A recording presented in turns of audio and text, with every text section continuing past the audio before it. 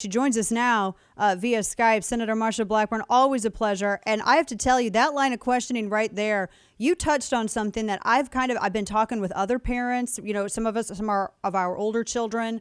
We've been having this discussion. My 20-year-old son at one point had considered going into the military, and after this, I have to be honest, I'm glad he didn't, because I don't trust the people who are making decisions at the upper echelons of the military. I don't trust them with the lives of my kids. I know a ton of other parents, including retired special ops, like you were talking about, that feel the exact same way. So I have to say, I really appreciate your line of questioning just then, because you spoke to something that a lot of parents, and especially in parts of the country that hand over fists and more of their daughters and sons and husbands and wives and moms and dads to go and serve our country overseas and elsewhere. I mean, you really spoke what a lot of those people were thinking. So thank you for that. And what did you walk away with? What did you have anything answered from General Milley? Did you walk away satisfied with their answers? No, I did not, because his response should have been, let me tell you how I've got their back. Let me tell you what my commitment is. But he didn't do that. He sat there and glared. And it is not what you expect from someone who is chairman of the Joint Chiefs of Staff. The chairman of the Joint Chiefs of Staff is somebody that has come through the ranks. They have moved up the ranks. They have reached every touchstone they're supposed to. And then they serve as chairman of the Joint Chiefs. So it means that the Secretary of the Army, the Navy, the Air Force, the Marine Commandant, you've got the Coast Guard, they all report to him. He, in turn, reports to the president. He is the president's principal military advisor. And then he helps to shape the mission and purpose and execution of that mission for the U.S. military. That is what you have generals and admirals, they're all reporting to him. And to hear him in his questioning with me, he had already admitted that instead of focusing on Afghanistan, he was off giving interviews to authors who were going to write negative books about President Donald Trump. But you know what? He was still in his office. He was still in his time of service as chairman of the Joint Chiefs. But he's out talking about the then president of the United States to authors, not to Congress, not to the Senate Armed Services Committee, not to the Intel Committee, to authors who are wanting to write these kiss and tell type books on President Donald Trump.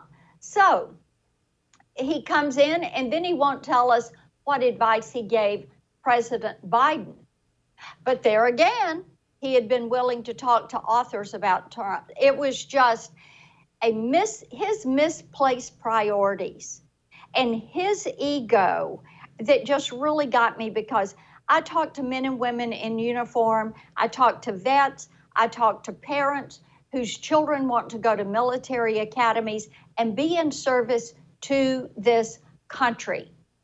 And they are so frustrated that they're hearing, well, you can't advance in the military unless you're woke. Well, you can't question why and where and how and what is the reason we're doing something. You just take your order and you move. And people are beginning to go, hey, wait a minute. I'm here to defend the Constitution and the country. And let's explain this. What are we trying to accomplish? You know, Dana, you hear a lot from people that are in the military that they execute to the mission that they're given. So let's be sure that they know that mission, and that mission is constitutional in that it provides for the common defense and protects this nation against enemies, foreign and domestic. That's the way it should be. We're talking with Tennessee Senator Marsha Blackburn, who you all saw, and we played actually, there was more questioning that she had. We were playing that yesterday as well. Senator, we still don't know, and correct me if I'm wrong on this, you all didn't learn who gave the order for the drone strike, nor did you learn what intelligence they were acting on to give that order, correct? That is correct. We have still, there are two things that among others, but that stand out from the hearing. Two things. We do not know who ordered the drone strike, why, what the intel was, and the actual where they launched the strike from. We do know that it had to come over the horizon and it was not intercepted or stopped. And of course, you have a civilian and 7 children that were killed. Likewise, they still were not able to answer a question that has come to them from Democrats and Republicans about how many Americans are still left over in Afghanistan, how many of our allies, how many of our SIV holders, applicants, and their families are there. Couldn't give us the number. And we know it's not 100, which is what they continue to say, because we've had some of the vet-sponsored flights by Task Force Pineapple and Nazarene and others that are bringing out 100, 175, 125. So, they still continue to say, about 100. Well, no, that's not right. It's been 100 they can't for a give while. us a number. Yeah. So we're just like, okay, we need to get that number too. Yeah, and it's so incredibly frustrating because this is, and we're talking with Senator Marsha Blackburn, Senate in the Senate, and she's still waiting for these answers from these military leaders. One of the other things to change courses here, Senator, one of the other things that you've been at the forefront on is the fight with big tech and corporations who are acting as agents of the state to carry out state policy that they normally would not be able to do because it would be litigated to kingdom come. And one of the things that you've discussed quite a bit about Facebook, and Facebook had paused Instagram Kids prior to a hearing that you had called. Talk to us about this, because a lot of people are wondering, is this really enough?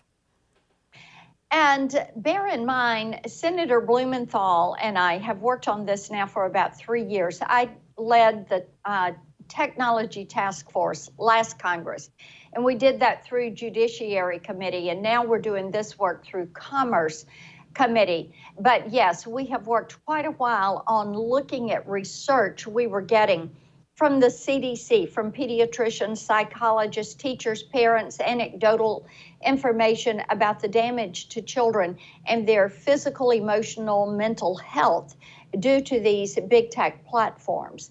And then we had a whistleblower that came forward. And whistleblower has given some great information. It is research from 2019 and 2020 that Facebook did on itself that shows they know of this damage and shows that they are marketing to children under 13 years of age.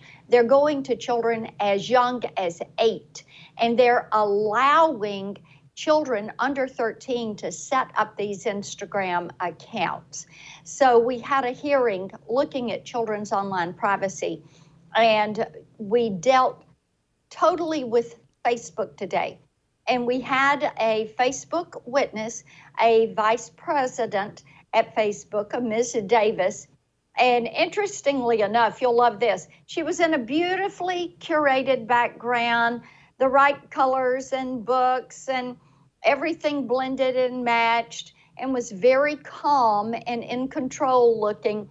And we found out she was sitting in a conference room a few blocks from the Capitol, but she could not find it in herself to come to the Capitol and appear in front of us in person. How interesting is that? It's Yes. For those people, it's very much theater. Talking with Senator Marsha Blackburn, and the data mining too, and that's another thing that I think a lot of people. I think if they don't have kids, or if they haven't started their families yet, maybe that's not something that they necessarily think about. But when you have kids, and a lot of times, and really even with young kids, there's a lot of stuff that they actually do online as part of their class, as part of classroom things. Right. And so you're still, you can monitor, because we always monitor my kids are not allowed on social media. They never have been. I said, when you can pay your own taxes, when you can pay your own phone bill, and you are completely self-sustaining, you can do what you want to, just make good decisions, but not on my dime. But it's still, even then, it's incredibly difficult. You got to really be active and monitor it. I'm so glad we didn't have this when I was a kid. Oh my word! But a senator too, the data mining, and this is what I say. A lot of people with kids or without kids maybe don't think about this. They're collecting information on your children's behavior and selling it.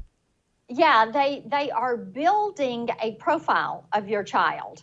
Is what they're doing. I call it the virtual you. And so they're creating a replica, an online replica of your child. And then they can predict what you're going to go through to next because of artificial intelligence. And then they're sending those ads, those videos, that information into you before you have asked for it, because they are data mining and working through your search history, your information, your transactional life, and they go through that and then they serve it up for you. It is absolutely freaky scary what they're doing to our children. Golly, 1984 was a prophecy, not just a book of fiction. My heavens. Senator Marsha Blackburn, we really appreciate because you've been at the forefront of this for a number of years with big tech, and we really appreciate that you've had your eye on that. Dana, and people can keep up with me online at Marsha Blackburn, or I go to my website. We've got a lot of this information. I know you have a lot of female viewers and listeners, and they'll find it at blackburn.senate.gov if they want to pull it down so they can use it to help protect their kids. Oh, they will. I know that for sure. Senator, as always, appreciate your time. Thank you for what you do. Look forward to talking with you again soon. Take care. Bye-bye.